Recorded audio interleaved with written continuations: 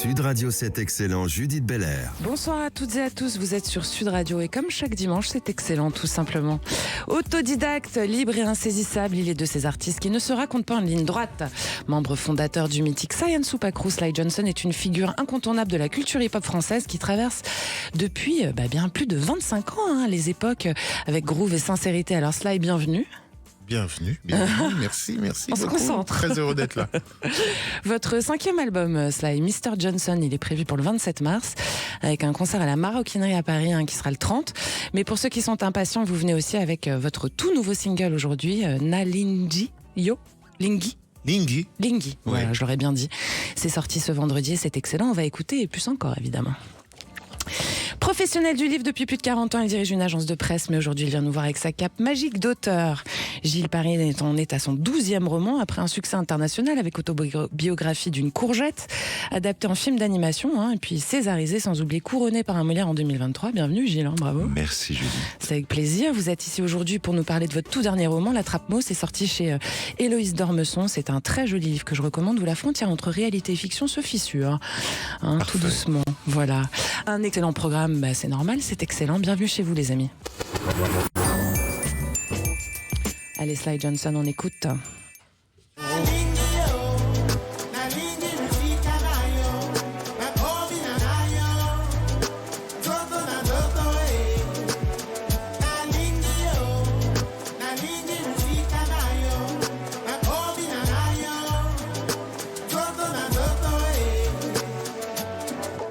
Saiyan Supa, c'est ma team. Han Solo, ta bicoque, je l'abîme. Trop soulful pour ton jean, papa. T'es sous le choc, Idi Amin, dada. Beat fada, Florel di mama. Ça fait du bien sur Sud Radio, du bon son.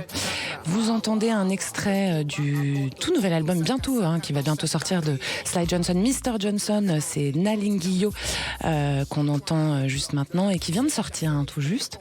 Oui. Très très joli titre, très groovy, très...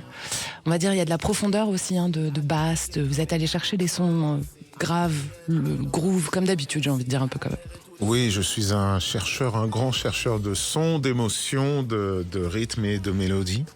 Et je me suis inspiré au départ de la musique afro-cubaine et j'ai voulu y rattacher mes cultures congolaises.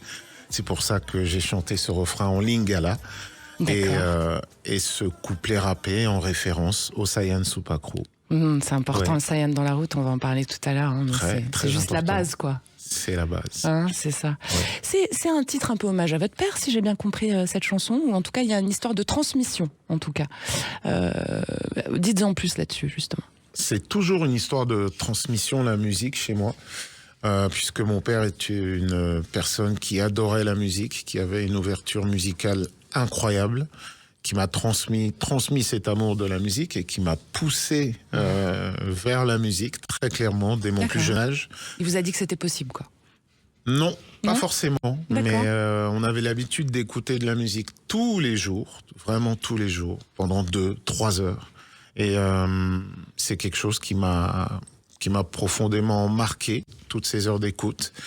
Et ce morceau, cet album, est pour moi une façon de dire merci. À mon père, ce fameux Mr. Johnson. Donc c'est aussi une histoire de transmission, voilà, pour tous les gens qui aiment cette musique, qui vont, je l'espère, écouter cette musique.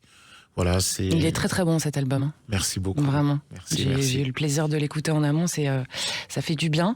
Mr. Johnson, c'est aussi Sly qui reprend le pouvoir. Ça, c'est une phrase que j'ai pu lire dans votre dossier de presse. Ce qu'on comprend en fait, c'est que c'est vous maintenant, Mr. Johnson. C'était votre papa. C'est ça cette transmission, c'est ce nom-là et ce Mister en fait. Exactement. Vous êtes obligé d'assumer maintenant, quoi. Je suis obligé d'assumer. Voilà, le papa est au ciel, donc voilà, je suis obligé d'assumer. Donc c'est aussi avoir un rapport un peu plus intime avec la musique. C'est ce que dit ce morceau, Nalingi Yo aussi. Et être plus direct avec les gens qui apprécient ma musique. Sur vous-même? Et sur moi-même complètement. J'ai fait tout un travail en amont pour justement atteindre une forme de liberté, de pleine liberté artistique. Et aussi dans la vie de tous les jours. Parce que finalement, quand on parle d'intime, on croit souvent qu'on a, nous, des chemins intimes qui nous sont propres, mais on se rend très vite compte que c'est universel. complètement. Je pense que malgré nos différences, on est tous sujets aux mêmes émotions. On est traversés par les mêmes choses. On pleure de la même manière, on rit de la même manière, on vit les choses plus ou moins fortement. Donc, pour moi, on n'est pas si... Au final, on n'est pas si différent que ça. Là, c'est ça. Pas si différent que ça. Et de par mon expérience, la musique rassemble vraiment tous les peuples. Ouais. C'est sûr. C'est un langage universel pour le coup. Hein. Complètement. Alors c'est co-composé cet album avec Nicolas Vella, hein, qui est un brillant pianiste de la nouvelle scène jazz française. C'est important pour vous aussi d'aller chercher différentes ambiances, différents styles, pour pas vous limiter justement, j'ai presque envie de dire sectionner en fait à un seul goût, quoi. Hein, le but c'est comme vous dites, c'est universel, donc c'est d'aller chercher partout. Oui, et puis j'avais besoin dans ma démarche d'ouverture, je voulais partager cet album aussi avec quelqu'un d'autre qui puisse apporter aussi sa sensibilité. Nicolas Vella est sicilien, donc il a aussi une toute autre perception de la musique. Et il n'a pas la même culture, quoi, musicale. Voilà, qui est très dans l'émotion aussi. C'est quelqu'un qui a une écoute assez formidable, et je voulais justement aller plus loin dans la recherche mélodique, aussi dans la composition, et c'est pour ça que j'ai fait appel à ce musicien de jazz particulièrement pour l'ouverture harmonique, pour que je puisse à terme aussi profiter pleinement de ma voix dans tous les registres. Alors, il faut que je vous fasse une confidence. Là, moi, j'étais fan de D'Angelo, mais genre fan. Hein. Ah. C'est toute ma génération. Ouais. Donc, quand j'écoute votre album, évidemment, je l'entends lui. Évidemment, j'entends Marvin Gaye. Évidemment, j'entends toute cette culture musicale afro-américaine puissante. Et puis, il y a vous qui ramenez ça. En fait, on n'est pas dans l'imitation, on est vraiment dans la réinterprétation et vous y mettez vraiment votre touche. Comment ça vient, là, cette création ? Comment vous vous nourrissez ? Comment vous préparez un titre ? Alors, pour cet album, tout particulièrement, je sortais d'une grande tournée de 3-4 ans. Donc, j'avais énormément d'envie de partager, de travailler ma voix, d'explorer ma voix plus profondément, de mettre ma voix au service des mots, plus que d'un style. Parce qu'avant, c'est ce que je faisais. Avant, vous faisiez de la new soul, enfin, c'était du hip-hop, on reconnaissait, quoi. C'est ça que vous voulez dire. On pouvait reconnaître, et on pouvait très facilement déceler des bouts, des portions de chants qui appartenaient directement, en effet, à D'Angelo ou consort. Alors que là, j'ai voulu vraiment mettre ma personnalité au service des mots et de la musique. C'est ce qu'il y a de nouveau avec cet album, en tout cas.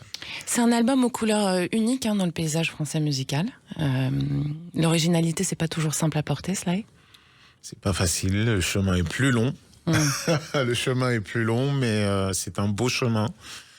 On rencontre peut-être encore plus de gens, je trouve. On rencontre des personnalités, des musiciens, des gens incroyables. Donc j'aime ce chemin, même s'il est plus long, si c'est moins facile, mais c'est un chemin pavé de beauté et de surprises, donc ça me va. Ouais.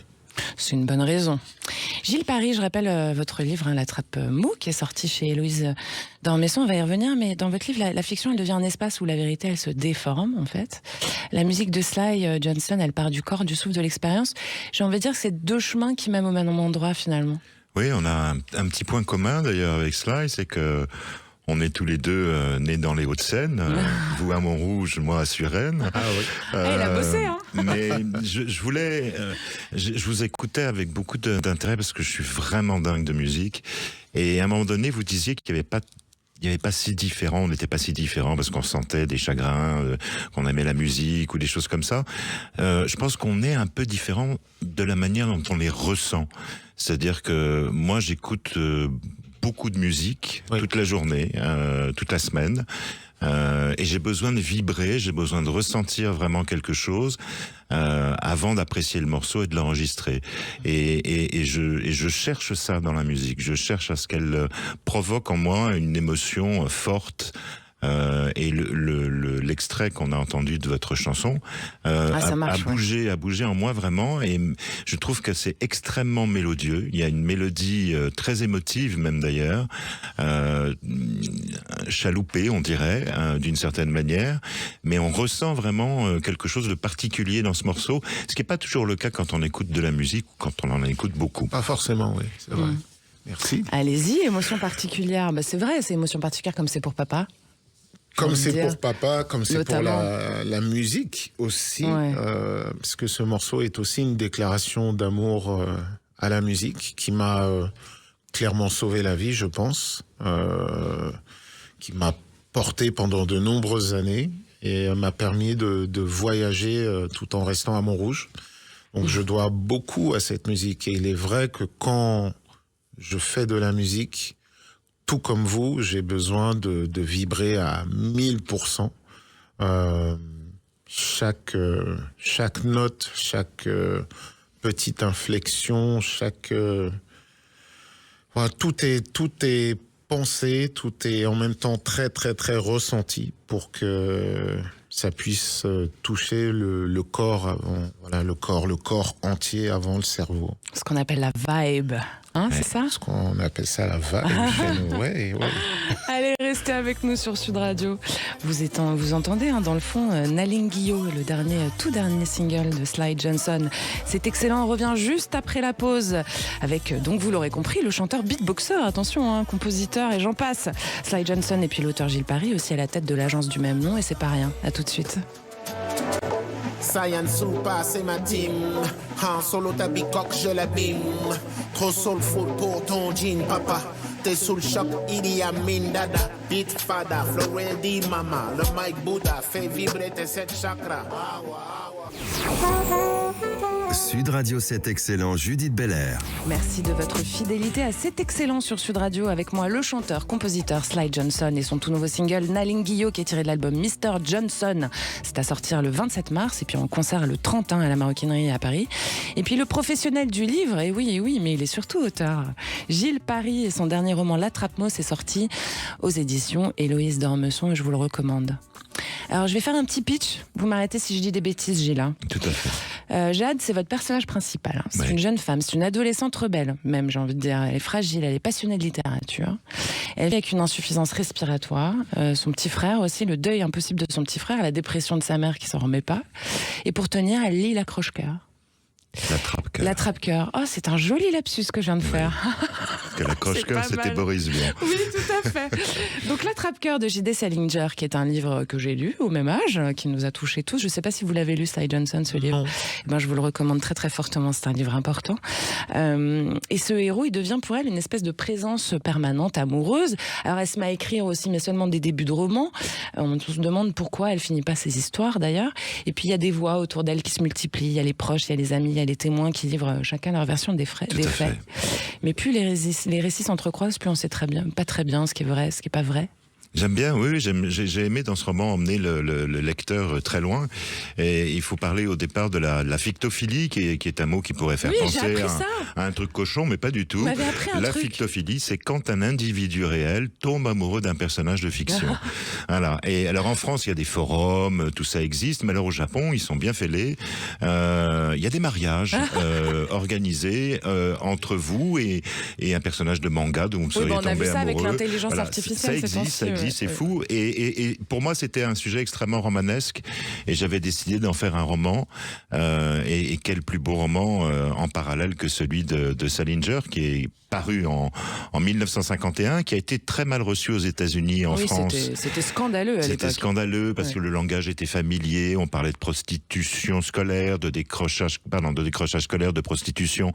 Et c'est vrai que ça a créé tout un mouvement autour de ce livre qui fait que, d'ailleurs, Salinger, qui habitait à New York à l'époque, n'a pas supporté la célébrité et il s'est enfui dans une toute petite ville du New Hampshire, dans les bois, à l'écart de tout le monde. Il n'a plus jamais écrit d'ailleurs. Si, il a écrit des nouvelles, des recueils de nouvelles. Ok. Bah, vous voyez, j'ai appris quelque chose. J'en apprends des choses avec vous, Gilles Paré. C'est gentil, Judith. Alors, vous avez lu ce roman J.D. Salinger. Vous avez voulu parler de cette fictophilie, donc j'apprends. Tout moi. à fait. Et en fait, moi, je me suis projetée dans vous, gamin, en train de le lire. C'est ça. C'est-à-dire que c'est un livre de votre jeunesse à vous-même. C'est un roman que j'ai lu quand j'étais adolescent et c'est un roman qui m'a incroyablement marqué parce que pour la première fois, on parlait de l'adolescence d'une façon très ouverte, très large, sans juger, avec un gamin qui en fait se fait virer de l'école, se retrouve à New York, va errer dans les rues de New York, va rencontrer toutes sortes de personnages ubuesques. Des années 50 en plus. Des années tout 50, ça, tout à fait. de jazz Et j'avais trouvé ça vraiment d'une liberté totale. Et en le relisant pour le livre, plusieurs fois, je me suis rendu compte à quel point ce roman était moderne, n'avait pas pris une ride. Et si Jade, d'ailleurs, commence des romans et ne les finit pas, c'est parce qu'elle veut ressembler à sa sœur, Phobé, la sœur d'Holden Caulfield, le héros de l'accroche-cœur, de l'attrape-cœur, qui commence des romans, elle les finit jamais. Alors je me suis dit aussi que si elle voulait pas finir, c'est parce qu'elle voulait pas figer. Et donc, elle se risquait à une vérité définitive, parce qu'elle fuit quand même une certaine forme de vérité. Elle le dit même fille. à un moment donné, c'est-à-dire que le point final obligerait à l'histoire de s'arrêter en elle-même, et donc elle ne veut pas finir un de ses romans. Alors l'adolescence, c'est un sujet que vous aimez bien traiter, vous, Gilles Paré. Oui, absolument. Pourquoi ? Parce que d'abord, j'ai beaucoup traité l'enfance dans un premier temps, et puis après je me suis attaqué à l'adolescence, parce que ce que je me suis dit tout simplement, c'est que l'enfant et l'adolescent qu'on a été font de nous l'adulte qu'on devient. Bien sûr. Donc c'est deux périodes clés, hyper importantes. L'enfance, on ne juge pas, on essaye de comprendre. Ce serait presque une définition de la tolérance avant que ça puisse exister réellement.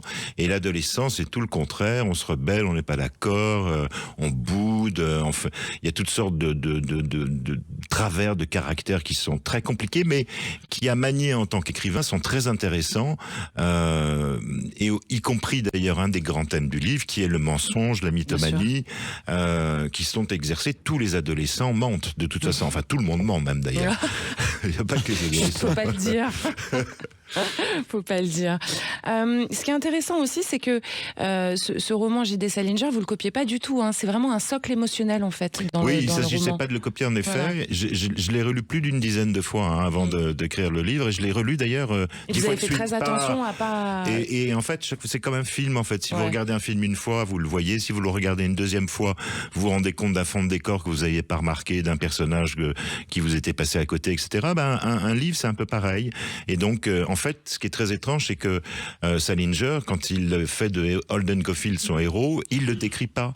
On sait qu'il est grand, comme l'était Salinger, il faisait pratiquement 2 mètres. Mais on sait pas sa couleur de cheveux. On sait qu'il est roux. Si, On sait qu'il est roux. Il est roux comme son frère et son petit frère et sa sœur, mais on connaît pas sa couleur d'yeux, et ça change tout. Donc pour Jade, par exemple, si elle a envie qu'il ait les yeux verts ou les yeux violets ou les yeux marrons, elle fait ce qu'elle veut. C'est un peu comme les slides qu'on fait passer sur d'un doigt sur l'Instagram. C'est pas mal d'ailleurs. Ça résonne bien aujourd'hui.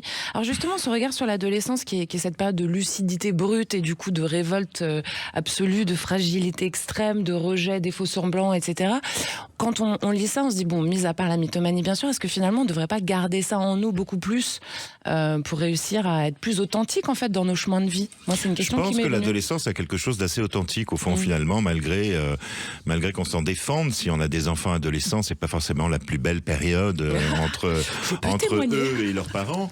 Mais moi qui les étudie depuis un certain temps, j'ai écrit d'ailleurs un roman qui tournait vraiment autour de l'adolescence. Et je me souviens, j'avais travaillé, ça s'appelait Un baiser qui palpite là comme une petite bête, qui est un extrait d'un des poèmes les plus connus de Rimbaud, qui était celui où il dit on n'est pas sérieux quand on a 17 ans. Et j'avais travaillé avec 60 adolescents. Qui avaient accepté de travailler avec moi et leurs parents, parce qu'il fallait un accord parental, et je leur ai fait un questionnaire géant, et j'ai appris énormément de choses sur leur conduite, sur leur façon d'être, à la fois les travers les plus sympathiques et à la fois les choses les plus horribles. Et c'était très intéressant de bosser avec eux, parce que j'aurais jamais pu écrire un roman autour de l'adolescence sans leur aide. Sans avoir leur témoignage. Sans avoir leur Et témoignage. d'ailleurs, vous continuez à travailler avec des adolescents aujourd'hui, hein, Gilles. Alors il m'arrive assez souvent d'aller dans les lycées parce que j'aime bien, j'ai un job, c'est redonner le goût à la lecture ou donner le goût à la lecture tout simplement. Alors des fois je me trouve devant des classes amorphes totalement ou des élèves qui, je me souviens particulièrement ce qu'on appelle les bac plus, c'est-à-dire vraiment les élèves qui se destinent à être métallurgistes ou je ne sais quoi encore, etc. Et donc je m'étais retrouvé devant une classe amorphe qui j'avais l'impression qu'ils m'écoutaient pas et j'essayais de parler de différents types de littérature justement, de différents écrivains pour les intéresser. Et il y avait un journaliste heureusement de l'Est républicain qui était là et quand j'ai lu son article, j'ai compris qu'ils avaient adoré l'heure passée avec moi, que j'étais animé d'une certaine passion qui donnait envie de lire les livres. Mais je peux vous promettre que rien à leur face ne vous donnait cette envie-là, cette idée-là en tout cas. Alors vous traitez justement, puisque vous parlez de ces jeunes, on traite de ce rapport aux parents. Hein. L'adolescence, c'est aussi découvrir que finalement ils sont comme les autres, nos parents, avec la difficulté de la vie, d'y faire face parfois, c'est des humains. C'est le début de la lucidité. Oui, mais quand on est enfant, on veut surtout pas être différent. On veut vraiment ressembler à son petit camarade de classe. Mais quand on est adolescent, on n'a pas envie d'être comme les autres. On se croit même différent. Il y a quelque chose, dès qu'on a un peu d'originalité, etc., on se croit différent. Mais je pense que... Et tout d'un coup, découvrir que ses parents n'ont pas raison, ça change beaucoup de choses aussi, non ? Oui, après, tout dépend de la façon dont on le reçoit à l'intérieur. Moi, c'est vrai que c'est pas... Je préfère analyser les adolescents que le rapport entre adolescents et parents. D'ailleurs, dans le roman dont je vous ai parlé tout à l'heure, il y a pratiquement pas d'adultes qui sont en retrait. Je le fais volontairement. Alors moi, ça m'a touché à cause de la mère, finalement, qui a complètement lâché l'affaire, si vous me permettez l'expression. En fait. Alors la mère, elle a lâché l'affaire pour une raison très simple. Elle a son fils, Ali, son fils Liam, qui est mort d'une leucémie. Ça l'a totalement anéanti. Au point où elle est devenue totalement dépressive et elle passe ses journées chez elle avec ses tartines de Vasa à l'abricot, franchement complètement amorphe. Ce qui peut éventuellement se confondre, puisque en fait Jade a plusieurs points communs avec Holden Caulfield. Pas seulement, ils ont 16 ans, ils sont adolescents tous les deux, mais Holden a perdu son petit frère, Ali, qui est mort lui aussi d'une leucémie. Et ils ont aussi une petite touche très étrange dans les cheveux, une mèche blanche au-dessus de la tempe. Voilà, ils ont des points communs en même temps. Donc, et en fait, ce que Jade a de merveilleux, c'est que malgré tous ces problèmes, malgré le fait d'avoir une mère dépressive, malgré le fait d'avoir un père qui va pas très bien non plus et qui se réfugie dans sa librairie et qui n'est volubile que lorsqu'il parle de ses livres, le fait d'être amoureuse de Holden Caulfield la sauve. Ça lui donne un élan incroyable et ça la booste. C'est pas au sens propre un roman triste, au contraire, c'est l'histoire d'une gamine qui se débat malgré tous les obstacles qui s'affrontent, qui sont face à elle. Ces sujets du rapport parent-enfant, de comment on se positionne dans la vie en tant qu'adolescent, etc., ça nous touche tous finalement, Sly Johnson. On parle de pareil, là on parlait d'universel tout à l'heure par rapport à ce que vous donnez à votre public. Finalement, ce qu'on écoute de Gilles, c'est un peu le même processus pratiquement, j'entends. Alors, surtout que... Oui, et je vous écoutais très attentivement. Si je dois revenir sur mon adolescence, moi c'était très très très différent. Même mon enfance et adolescence s'est vécu dans le silence. Puisque j'ai vécu donc avec mon père, mais qui était du coup très très très silencieux. Donc j'ai jamais vraiment su où il pouvait se positionner dans sa propre vie, même par rapport à moi, par rapport à ma mère, dont il était séparé dès mon plus jeune âge, 11 mois. Ouais. Donc j'ai vécu, moi, mon adolescence très, très, très bizarrement. Là où moi, j'étais pas du tout dans la révolte. J'étais vraiment dans le silence. C'est venu après la révolte, en fait, c'est ça ? Pas vraiment. Pas vraiment. Je pense que... Et c'est pour ça que je dis merci à la musique, parce que ça m'a permis de m'offrir une voix que je n'avais peut-être pas en étant enfant et adolescent. Donc, je disais que oui, en effet, moi, j'ai pas du tout, pas de révolte. Moi, c'était silencieux. C'était le moins on me voyait, le mieux je me portais. Maintenant, vous vous voyez bien. Hein.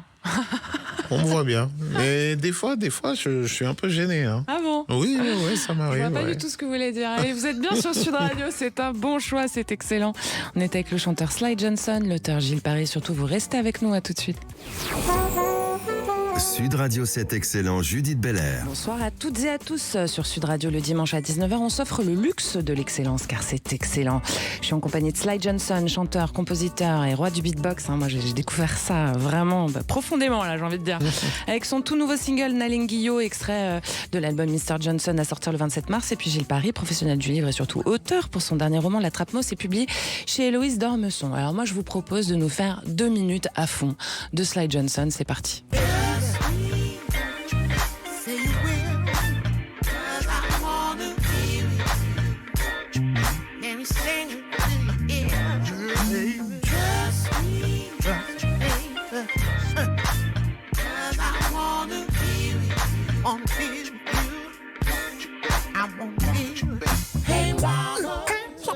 Sly Johnson.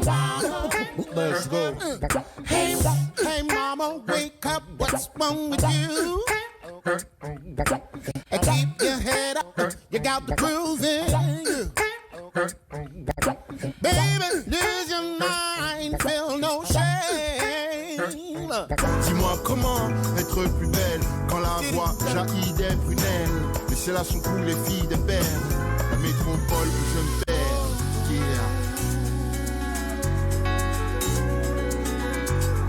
Oh yeah, yeah. You're the morning machine. Yeah. Spompino. Oh, girl, love you. Une ville où je me perds.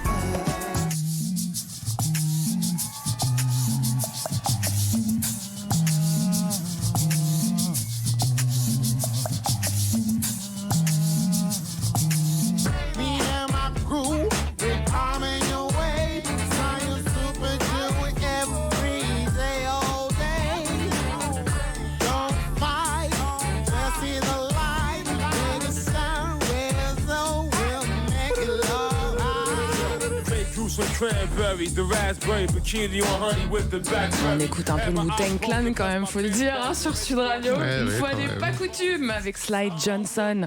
Sly Johnson de Mike Buddha à la base, hein, c'est ça, hein, le Oui, surnom. c'était mon surnom quand j'étais rappeur, quoi. Pourquoi vous êtes plus rappeur, Sly? Non. Vous rappez un peu quand même, un petit peu. Alors, ce que je dis, Vous slammer? j'ai trouvé ma définition. Allez-y. Je ne suis pas un rappeur, mais je suis un gars qui sait très bien rapper. D'accord. Ok, ça va. Ouais. Ça me va. Il y a un peu de rap dans tout ça quand même. Hein. Il y en a. Il y a 2-3 titres dont on va parler quand même. Hein. Bon, il y a Trust Me qu'on a entendu en premier. Je l'ai mis parce que c'est l'album 55.4. C'est vraiment un morceau de maturité. Vous affirmez sans forcer. Vous commencez à venir vers vous-même. Est-ce que vous êtes là maintenant, quoi? Tout à fait. Ouais, c'est ça. c'est l'album pivot. Oui. Après, il y a le Freestyle Celebration 1 avec donc sur le Saiyan Supa Celebration, c'est avec Sir Samuel, Specta, Vislau. Alors c'est pas un simple concert, c'est un rituel, c'est une célébration de la philosophie du crew. Je voudrais savoir ce que c'est en 3 mots, la philosophie du Saiyan Supa Crew. La philosophie du Saiyan Ouais. Supa Crew. Si je devais dire la philosophie. Oh là là là là là là là là.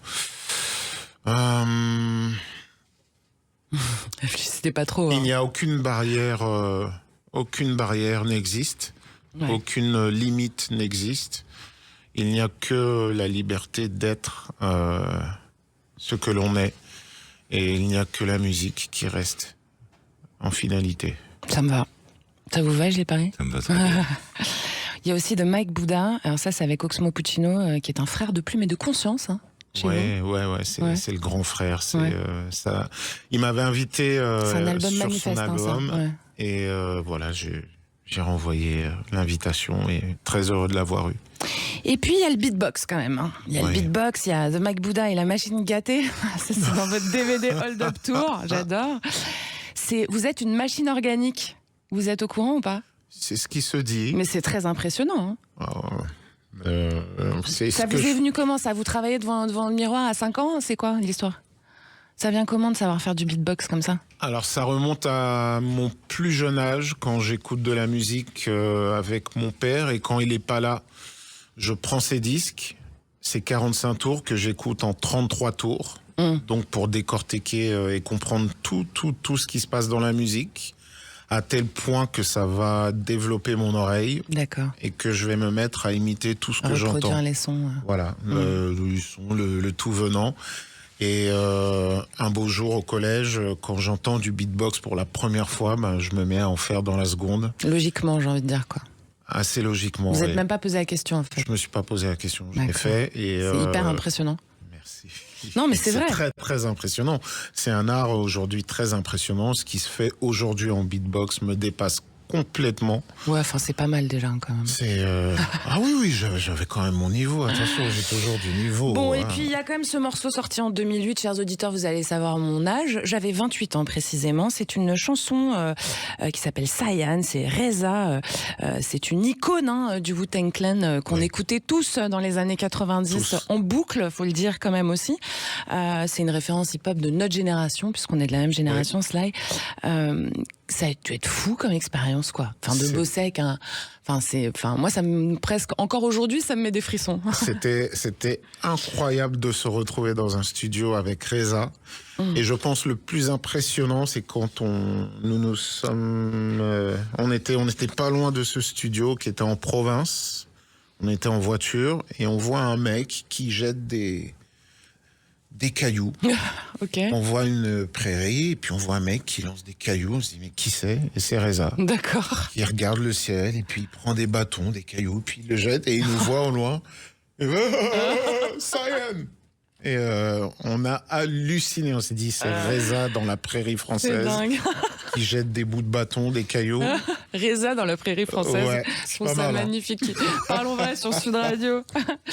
Voilà. Qu'est-ce que ça vous évoque tout ça, Gilles, quand vous écoutez finalement Sly, ça fait donc c'est un artiste qu'on écoutait, vous aurez compris, dans ma génération, les années 90, etc., qui a traversé des générations finalement et qui a touché une génération adolescente pour commencer. Oui, mais ce qui est magnifique, c'est la durée, parce que c'est de ça dont il faut parler.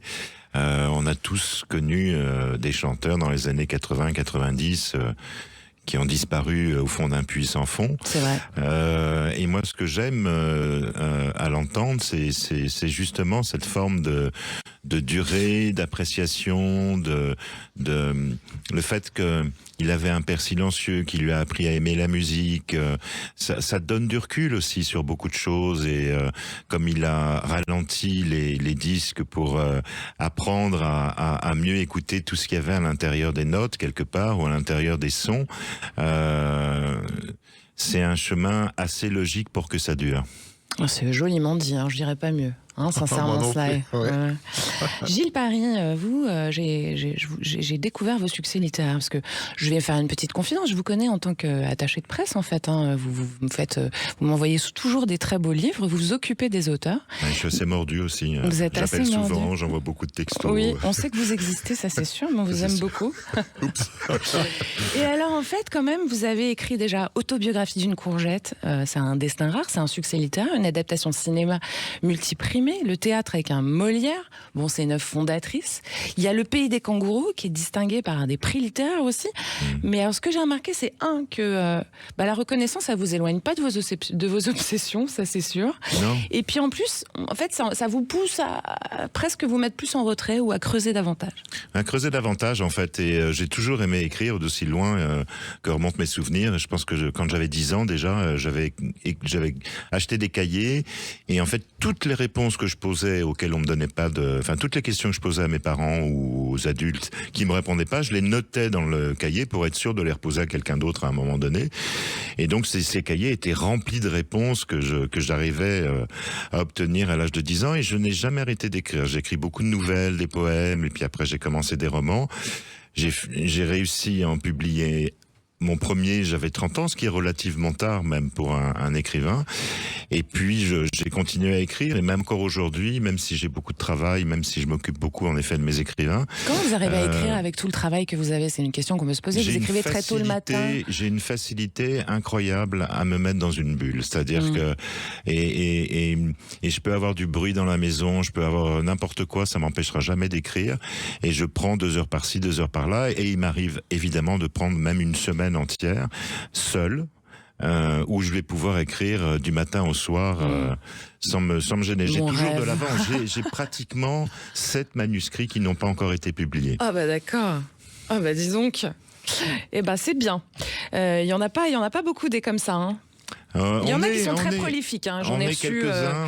Il y a Amélie Nothomb, notamment, qui m'a dit qu'elle écrit à peu près 100 livres par an. À ces auteurs-là, mais Amélie Nothomb et même Mélissa d'Acosta aussi a quelques livres en avance. Que j'ai reçu il y a peu, d'ailleurs. C'est un peu comme l'écureuil avec ses noix, c'est un peu rassurant, voilà. Donc, et ça existe. Et votre parcours, il est indissociable du monde du livre, Gilles Parry. Ça fait depuis plus de 40 ans que vous travaillez dans l'édition, que vous observez les textes naître, circuler, parfois disparaître aussi. Hein. Vous avez une conscience aiguë du pouvoir des mots, en fait.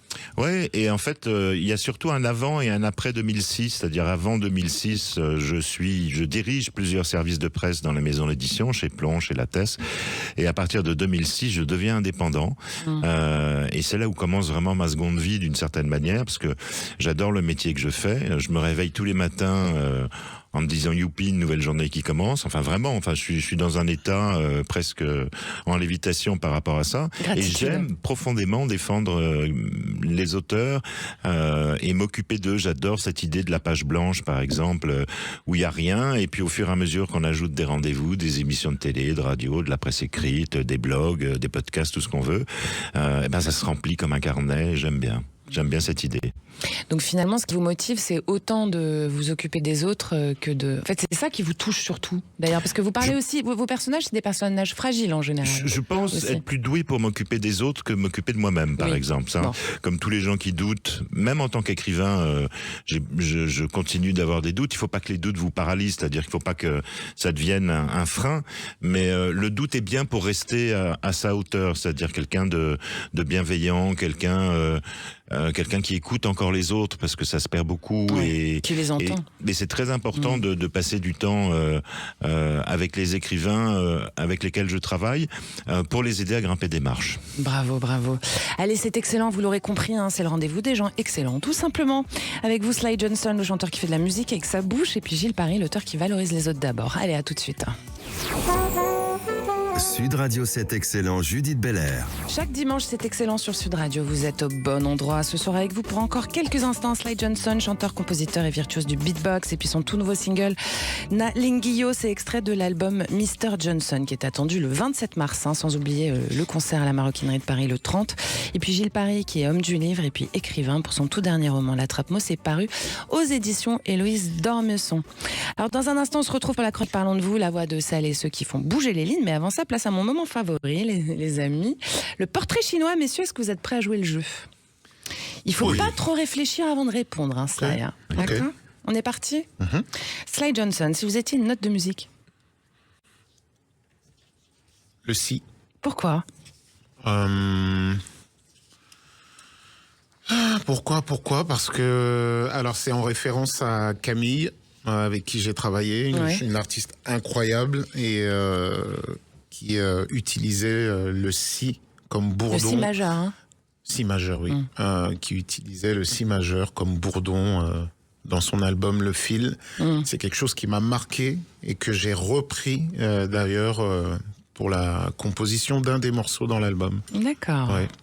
On se rappelle quel ? One Wave. Ok, je vais bien écouter maintenant. Ouais. Gilles Parry, si vous étiez une phrase. La plus courte possible. J'adore. Vous êtes parfait, ne changez rien. Sly Johnson, si vous étiez un moment de concert. Un moment de concert, ce serait... Oh là là là, un moment de concert, c'est très difficile. Ce serait l'entrée sur scène. L'entrée sur scène, ouais. D'accord, parce que c'est le moment où l'adrénaline prend et où... Ouais, où tout la prend, puissance, c'est où on rencontre le public. C'est un moment assez incroyable à vivre. Et en même temps très court. Et, ouais. Gilles Parry, si vous étiez un souvenir d'enfance. Le théâtre des marionnettes du Luxembourg. Oh, moi aussi, j'adore. On a fréquenté les mêmes endroits. Voilà. Sly Johnson, si vous étiez une chanson qui vous ressemble. Réfléchissez pas trop, la première qui vient. La première qui vient, ce serait... Oh, C'est un peu allez-y. bateau, Billie Jean, Michael Jackson. Bah, pourquoi c'est bateau? C'est bien. Ouais, parce adore que ça Billie revient Jean. souvent, Michael Jackson quand même. Billie hein. Jean. That's why, Allez-y, chantez. she was more like a beauty queen. She crossed the scene. La voix de Sly Johnson. She said, I am the one.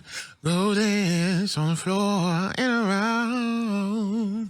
Waouh, Je on me peut rappelle plus des applaudir. mots. Bravo, on adore. Bon, alors à vous, Gilles Paris, si vous étiez un personnage. Le plus invisible possible. Ah bah alors. Oh. Ok.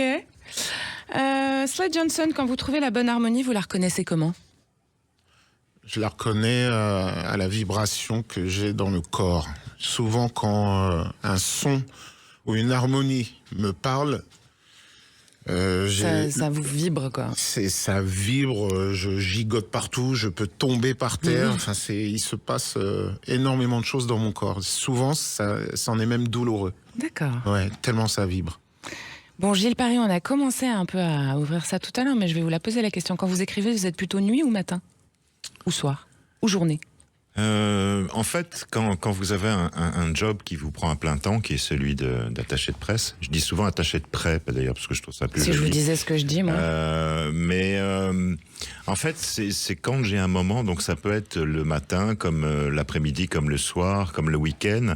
J'ai pas une préférence spécifique. En plus, je peux écrire n'importe où, chez C'est au moi, feeling, quoi. à la campagne, sur une île paradisiaque. Enfin, il y a vraiment, j'ai pas de. Il me faut une table et un ordinateur, c'est tout, quoi. Merci les amis, il y avait d'autres questions, mais on est pris par le temps. C'est l'heure de Parlons de vous. Restez avec nous, parce qu'il reste encore un petit peu avec moi, Gilles et Sly. La chronique qui raconte les entreprises qui s'engagent.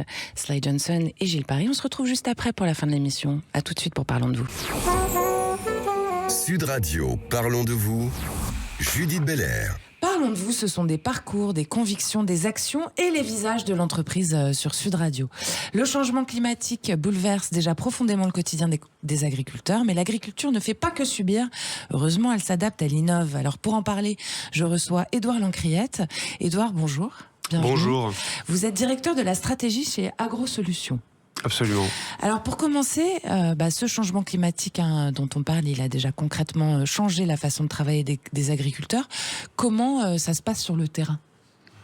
Alors sur le terrain, ce serait difficile de dire que les agriculteurs ont déjà trouvé toutes les solutions, loin de là, parce que les cycles d'innovation dans l'agriculture sont très longs et les agriculteurs, ils ont surtout besoin qu'on leur apporte des solutions agronomiques, mais aussi techniques et financières. Et quand bien même on a des solutions à apporter, eux, ils ont des changements structurels à apporter dans leurs exploitations agricoles, c'est-à-dire qu'il faut qu'ils mettent en œuvre des changements de pratiques dans des exploitations agricoles qui sont des entreprises.